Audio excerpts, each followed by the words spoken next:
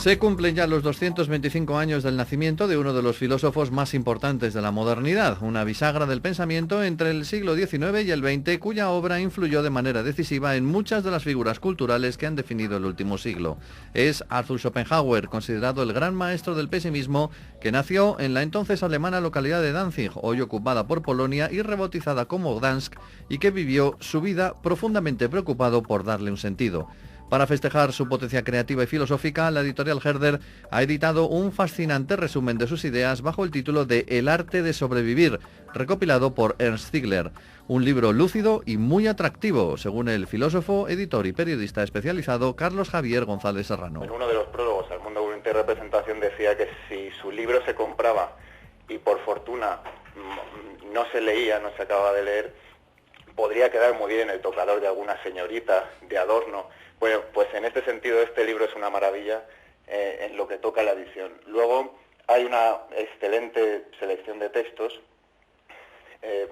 también por Ziegler, hecha por Ziegler, por el prologuista, y bueno, podemos encontrar los grandes temas de la filosofía de Schopenhauer: el sufrimiento, el amor, el desengaño. En definitiva es un libro perfecto para regalar y para celebrar el 225 aniversario de su nacimiento. Pese a su importancia, Schopenhauer no es un filósofo especialmente popularizado en nuestro país, quizá, como indica González Serrano, por el hecho de haber convivido con otros gigantes del pensamiento alemán como Hegel o Fichte.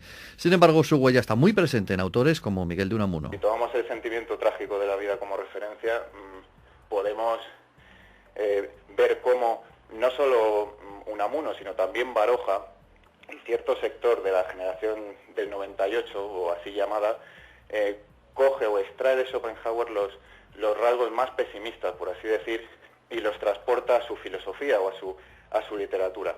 Entre Unamuno y Schopenhauer hay una relación muy interesante en este pozo de sufrimiento.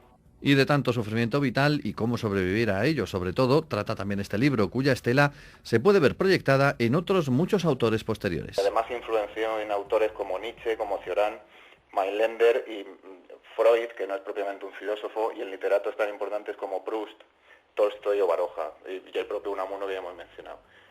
Entonces, hay que tener muy en cuenta a Schopenhauer como una figura bisagra que está ahí en pleno siglo XIX y tapado por otras figuras de primera línea. Schopenhauer fue un hombre muy preocupado por asegurar su bienestar material para poder dedicar su tiempo a la filosofía, pero tuvo suerte. Su padre le dejó una herencia cuantiosa que le permitió vivir con tranquilidad, dedicándose a su mundo interno. En el prólogo de este libro, del arte de sobrevivir, que está excelentemente prologado por Ernst Ziegler, allí se cuenta que la herencia de Schopenhauer en términos actuales podría superar el 1.000.000 de euros. Entonces, para una época como aquella,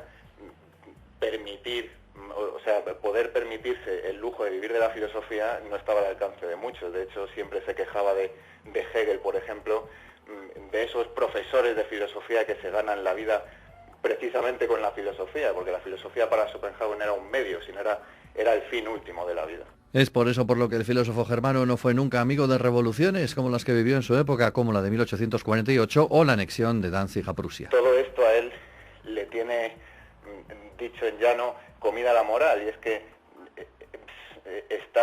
tiene miedo a las reacciones que pueda tener por parte de la sociedad estos nacionalismos. Entonces, él tiene mucho miedo de que su estabilidad económica se vaya al garete por culpa de ciertas revoluciones sociales. Entonces, yo no sé si a día de hoy Schopenhauer estaría muy de acuerdo con cierto tipo de manifestaciones que se hacen sobre las llamadas a la revolución o cosas parecidas. La vida puede considerarse un sueño y la muerte el acto de despertar, dice Schopenhauer en uno de los muchos y entretenidos pensamientos que podemos encontrar en el arte de sobrevivir. Una invitación a vivir la vida con otro sentido, de hecho, a darle un sentido de verdad a la vida.